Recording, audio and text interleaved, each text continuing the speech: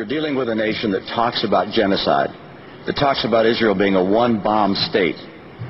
And it is unacceptable for a nation that talks about genocide and contemplates using nuclear weaponry to have nuclear weapons. And as a result, we're going to have to do something else to persuade them not to go forward. What do you do next before you actually take out the military action? What you do next is this. The president meets with leaders, Republican and Democrat, to make sure we're all on the same page. We want to make sure that Democrats sign up, that we're all part of this on a unified basis.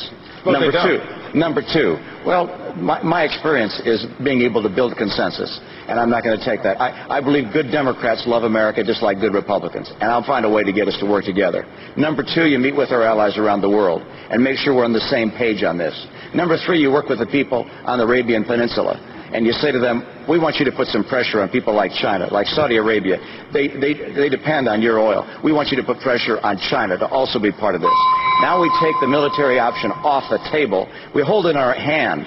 When they see our military option in our hand, a possible blockade or possible aerial strikes, they recognize we mean business. And that's gonna make them think twice and hopefully abandon their folly, because it is unacceptable to the world for us to have a nuclear Iran. And there's no price of oil which would justify that outcome. Do you think if you were president of the United States and it came down to Iran having a nuclear bomb, would you say is unacceptable, you would authorize the use of tactical nuclear weapons? Part of the premise of talking to Iran has to be that they have to know very clearly that it is unacceptable to the United States that they have nuclear power.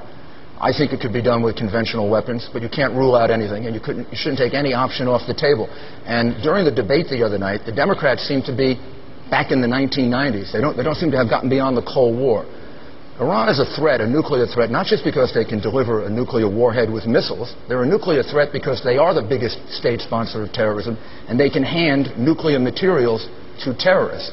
And we saw just last week in New York an attempt by Islamic terrorists to attack JFK Airport. 3 weeks ago, an attempt to attack Fort Dix. These are real problems. This war is not a bumper sticker. This war is a real war. Thank you.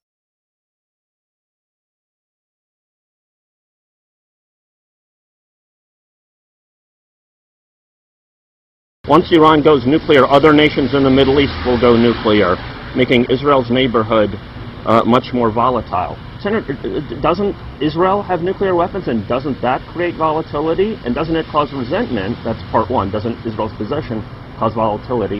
And part two, doesn't the U.S. cause resentment by not acknowledging it? The U.S. government has never acknowledged that Israel has an active nuclear arsenal, which it does. What I believe, and I think most thoughtful people believe, is that Iran having a nuclear weapon and having a proliferation of nuclear weapons throughout the Middle East, because the odds are high that if Iran goes nuclear, that the Saudis will go nuclear, that the Egyptians will go nuclear, that the Jordanians may go nuclear, is not a good thing in the most volatile region of the world, which is why we need to use a thoughtful diplomatic process to deal with this issue in Iran. But you're not acknowledging that Israel has nuclear weapons. Senator, you're not acknowledging that Israel has nuclear weapons. Excuse me, I can't hear him. I'm sorry. Regime's pro-terrorist, anti-American, anti-Israeli rhetoric only underscores the urgency of our response to the threat we face. U.S. policy must be clear and unequivocal. We cannot, we should not, we must not permit Iran to build or acquire nuclear weapons. And in dealing with this threat, as I have said for a very long time, no option can be taken off the table.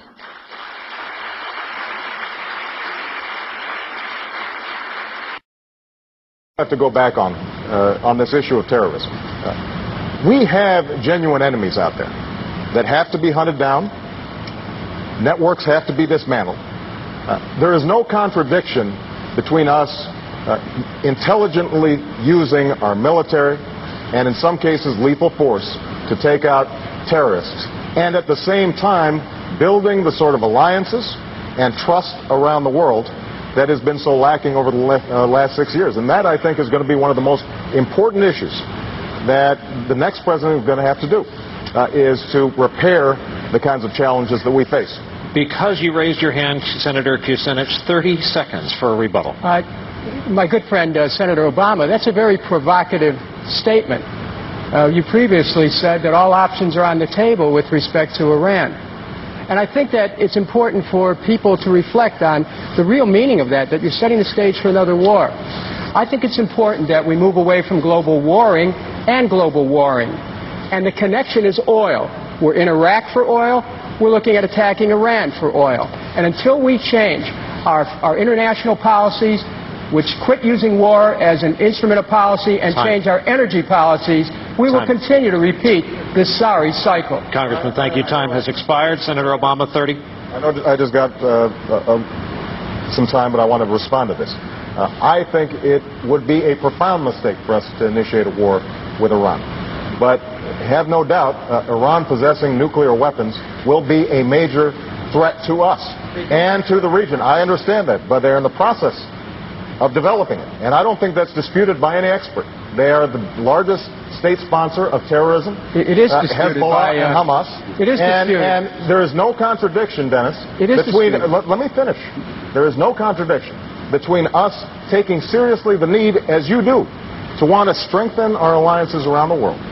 But I think it is important for us to also recognize that if we have nuclear proliferators around the world that potentially can place a nuclear weapon into the hands of terrorists, that is a profound security threat for America, and one that we have to take seriously. Way over on time. Senator Gravel, 30 seconds, please. No, with respect to Iran, we've sanctioned them for 26 years.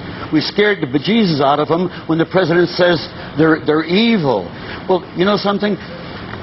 These things don't work. They don't work. We need to recognize them. And you know something? Who is the greatest violator of the non-proliferation treaty? The United States of America. We signed a pledge that we would begin to disarm, and we're not doing it. We're expanding our nukes. Who the hell are we going to nuke? Senator, tell me, Barack.